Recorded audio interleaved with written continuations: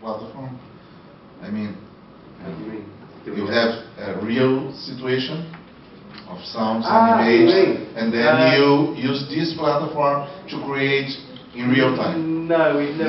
Not in terms of a project, Yeah. to have three But I don't think- weeks or 4 years, No, I think that- but a real-time experience. But the Of technology course, with the project, right? The technology isn't really there. It is in audio, but not in video. And there are a lot of people using like Loop Station and a lot of beatboxers who might just go and then click and and you can do that with audio. But videoing someone, instantly looping it, and it's For example, you have to build specialist software to if do that. I mean, because a group made an experience with called Super Night Shot, Germans and some people in London, with many cameras, almost in real time, recording, and after 1 hour in a theater, playing Channel 1, Channel 2, depending on the choose of the DJ, right? It's not exactly real time, but it's 1 hour time. Yeah, it's like it was projected to be recorded, right? The difference with that, though, in a way, to be able to do that after like 1 hour, to be able to do this if you have a whole lot of musicians and then you're just simply going to record them and then live mix it, they all have to be playing in the same key, probably the same tempo, and this kind of thing, and so that otherwise it doesn't work. So if you had someone playing in A and someone playing in, you know, sort of G flat or something, and it's just, and they're playing completely different tempos, you can't mix it. It just won't work. And I think that's the difference with what we've done, because all the magic is done in post-production in terms of afterwards, where because everybody's playing in different keys, different tempos, and it's up to us to try and find the little bits that work together. Whereas, as a good example, we have done. Forget music, right?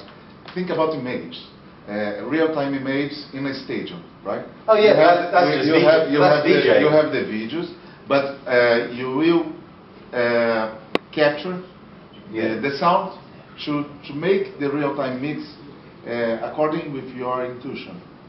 Right now, you have never thought about that possibility?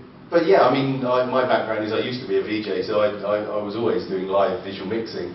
Obviously, it didn't include the audio. No, you are going to be that. But yeah, now we are including the audio. To get back to your point that you say that we work with lots of different musicians, we have in the project I just explained before about the venue being built in France. That is exactly what we did, because unlike orchestra samples, there is no way we could spend like 2 days with a lot of different musicians and they all play in different keys, different tempos, and half of it just wouldn't work. Whereas with orchestra samples, there is no guarantee of any of them being, you know, we're not saying, right, you are definitely all going to be in the track, because when you get back to the studio, your stuff doesn't work with his, and his doesn't work with his. And so with orchestra samples, we're finding what works together. Whereas in Epinal, in this venue in France, everybody had to work. We were given like nine musicians, and every single one of them had to be in the track. And so that was different. And what we did was we had to write a bit of the music beforehand. We wrote a basic tempo, beat structure, sent it to all of them, and said, okay, improvise in this key. I think it was G, wasn't it? We told everybody to improvise in the key of G at this tempo on this click track. And then when we filmed, we had a foldback to the playback system, and everybody could hear it. And then they improvised to a click track, and that's how that production worked. And so when we got into the studio afterwards, just everything worked with everything. Too easy though. It was too easy.